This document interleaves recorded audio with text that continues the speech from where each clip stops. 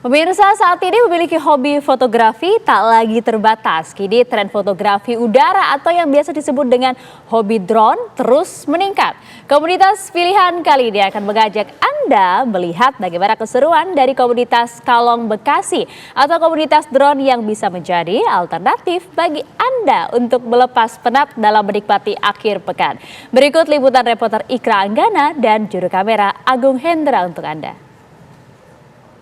Halo pemirsa, saat ini Anda menyaksikan komunitas pilihan bersama saya Ikra Anggana. Nah, di komunitas pilihan kali ini saya akan mengajak Anda menemui salah satu komunitas yang hobi fotografi. Bukan cuma fotografi biasa, namun fotografi terbang. Nah, apa tuh pemirsa? Iya, itu adalah drone. Dimana kali ini saya sudah berada di salah satu lokasi, tepatnya di Sumarekon, Bekasi, Jawa Barat, untuk melihat aktivitas teman-teman komunitas yang aktif menggunakan drone. Nah, tadi juga saya sempat mendapatkan bocoran sedikit bahwa ternyata drone ini ada dua pemirsa. Ada aerial drone dan juga ada racing drone. Drone yang dipergunakan untuk balapan. Seperti apa sih pemirsa keseruan yang akan terjadi dalam komunitas ini dan sebenarnya apa sih aktivitas mereka? Untuk mengetahui lebih lanjut, mari kita sana.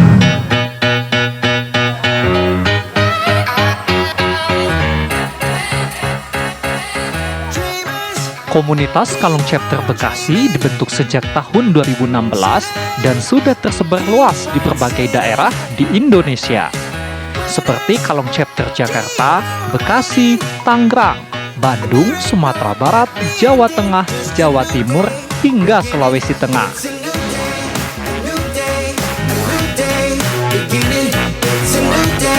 Ya, bisa dijelaskan ke pemirsa TV1 sebenarnya komunitas ini tuh komunitas apa sih Om? Kita komunitas hobi drone. Jadi untuk orang-orang yang pecinta fotografi, videografi yang diambil melalui udara, kita gabungkan jadi satu, kita beri wadah di sini karena biar bagaimanapun juga drone itu kan masuk ke kawasan wilayah udara dan itu sudah diatur sama undang-undangan. Jadi fungsinya komunitas ini kita tergabung ini adalah biar member-member kita tuh paham atau akan aturan terbang. Tapi berhubung kalau misalnya sejarahnya sendiri Om, ini komunitas ini terbentuk dari kapan sih Om? Untuk terbentuknya kita 2016 itu terbentuk. Lalu founder kita itu meresmikan atau melegalkan ADRT-nya itu di tahun 2017. Itu Om Joni Mulka dan Om Dirga selaku foundernya. Ini kan ada di komunitas ini ada aerial drone sama racing drone. Ini bisa Om jelaskan ke pemirsa ini. Sebenarnya bedanya apa sih? Dan perbedaannya dengan drone-drone yang masyarakat umum miliki ini apa nih? Kalau untuk yang masyarakat umum tahu itu kan drone itu adalah aerial karena drone aerial itu bentuknya itu stabil. Lalu dia itu lebih presisi terbangnya nggak terlalu dinamis. Jadi seperti movementnya itu maju mundur, angle-angle-nya tuh nggak dinamis lah. Kalau yang racing itu bisa menghadirkan footage yang lebih epic gitu, seperti misalkan dive, terus bisa juga masuk celah-celah kayak gitu tuh. Dia lebih kencang juga untuk keperluannya tuh kayak ambil footage balapan, untuk ambil footage room tour itu kita harus lebih pakai FPV atau racing. Sebutannya itu untuk drone racing itu adalah drone FPV. Ya, FPV itu adalah first person view. Jadi kita pakai goggles, pakai remote, dan itu lebih real time gitu.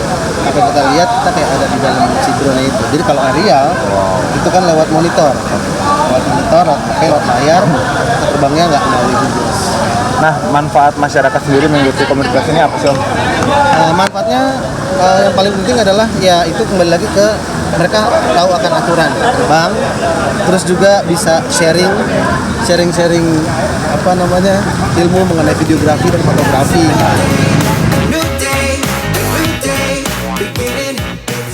Komunitas ini dibentuk dengan tujuan agar penggemar drone atau yang biasa disebut pilot drone semakin mahir di bidang fotografi maupun videografi dalam memanfaatkan drone. Pemirsa, ada dua kategori drone, yaitu drone aerial dan juga drone racing. Perbedaannya apa ya? Om J, ini bisa dijelaskan ke pemirsa TV One nih Om, apa sih Om perbedaannya antara drone aerial, drone racing, dan juga drone yang dimiliki oleh masyarakat mungkin? Oke. Kan di sini juga pemirsa TV One banyak mungkin yang punya drone ya. Oke. Basically ini semua drone ini adalah drone yang kita sebut consumer drone. Jadi teman-teman bisa beli dan ready to fly gitu ya. Cuman dibagi dua aja. Yang area sini itu biasanya yang gerakannya sinematik ya, lebih ke steady shot ya. Oh, steady ini yang shot. aerial ini? Ya, kita sebutnya ini aerial drone. Sebenarnya basically ini juga aerial, tapi yang ini kita lebih spesifik ke FPV yang first person. Jadi kita nerbanginnya pakai ini. Oh, pakai jadi gogglesnya langsung. Gogglesnya langsung. Ya, gogglesnya ini apa yang dilihat sama drone kecil ini langsung ke transmit secara langsung ke sini. Sepersekian detik ya. Sepersekian detik langsung, dan kita rasanya kayak naik drone-nya jadinya. Jadi untuk perspektif yang berbeda, karena drone yang FPV drone ini bisa manuver yang lebih luas ya, bisa masuk-masuk ke area-area yang sempit. Itu makanya membedakan ini sama yang drone aerial. Kalau drone aerial lebih steady aja sih shotnya. Cuman kalau untuk teman-teman mau beli, ini sudah ready to fly semua. Ini kita sebut sebagai Cinewalk. Cinewalk itu adalah drone yang menggunakan propeller guard seperti ini. Jadi kalau nabrak tuh nggak apa-apa. Ini biasanya dibikin untuk masuk-masuk ke area sempit-sempit atau untuk kegiatan konser ya. Itu masih aman. Jadi tidak akan melukai orang.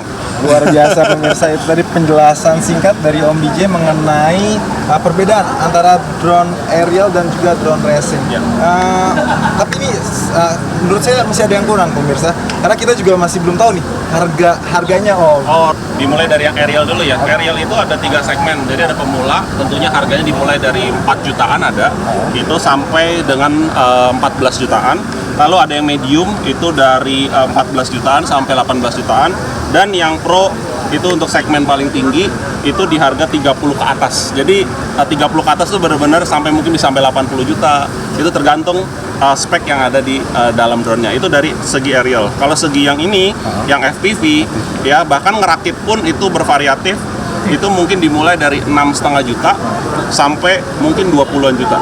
Seperti itu. Tergantung mau seperti apa jadinya drone-nya. Jadi speknya mau pakai frame yang seperti apa, motornya seperti apa, itu semua nanti bisa di custom. Tapi kalau kita mau memulai dari awal dulu, misalnya kita mungkin bisa yang kecil dulu ini. Untuk yang drone rakitan ya kita sebutnya, kita ini bisa pakai mulai ini mungkin sekitar 6,5-7 jutaan lah. 6,5 juta. Tapi belum sama gogas ya. Ini baru drone-nya saja. Manfaatnya sendiri untuk masyarakat mengikuti komunitas ini ataupun mengikuti drone racing ini apa sih Om? Oke. Jadi kalau dari kita memang awalnya itu memang hobi, mungkin nerbangin drone itu juga bagian dari hobi kita ya. Misalnya kayak dulu zaman awal tuh mungkin RC helikopter ya seperti itu. Tapi makin kesini drone itu bisa menghasilkan manfaat yang banyak. Contoh mendokumentasikan suatu event. Ya, kita liburan juga ya kan, kita sering liburan, mau dokumentasikan pakai apa, nggak cuma kamera di darat tapi pakai drone itu bisa. Drone yang itu cocok banget buat traveling. Nah, makin kesini hobinya makin spesifik lagi, yaitu mungkin drone yang lebih kenceng, yang rasanya pengen seru-serunya masuk-masukin ke area-area yang sempit, footage-nya nanti jadinya juga bagus. Ya, itu akhirnya drone racing juga makin digemari. Siap. Terima kasih banyak Om atas penjelasannya. Ya pemirsa, itu tadi penjelasan singkat dari Om DJ selaku salah satu pengurus yang ada di komunitas Kalong Bekasi. Untuk itu terus ikuti saya di program Kopi Komunitas Pilihan.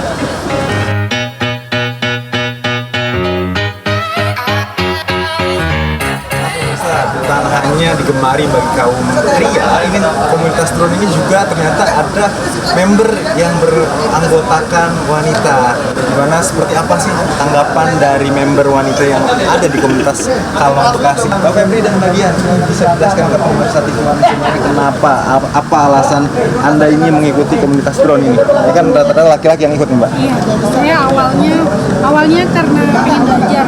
Jadi kebetulan saya senang traveling dan ingin mengabadikan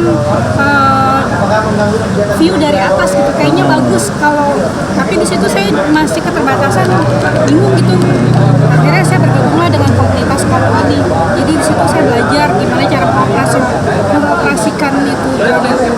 Sebenarnya sih hampir sama sih Kak Febri. Jadi kita tuh kalau misalnya kayak view yang dari atas kan agak beda ya. Kalau kita pakai kamera atau handphone, kisarannya cuma landscape atau portrait. Kalau dari atas sendiri kita kayak ada ketertarikan, ada apa aja sih yang bisa kita lihat view-nya sejauh di luar kamera.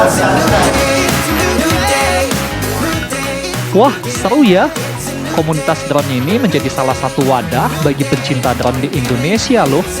Jadi kalian juga bisa ikutan bergabung.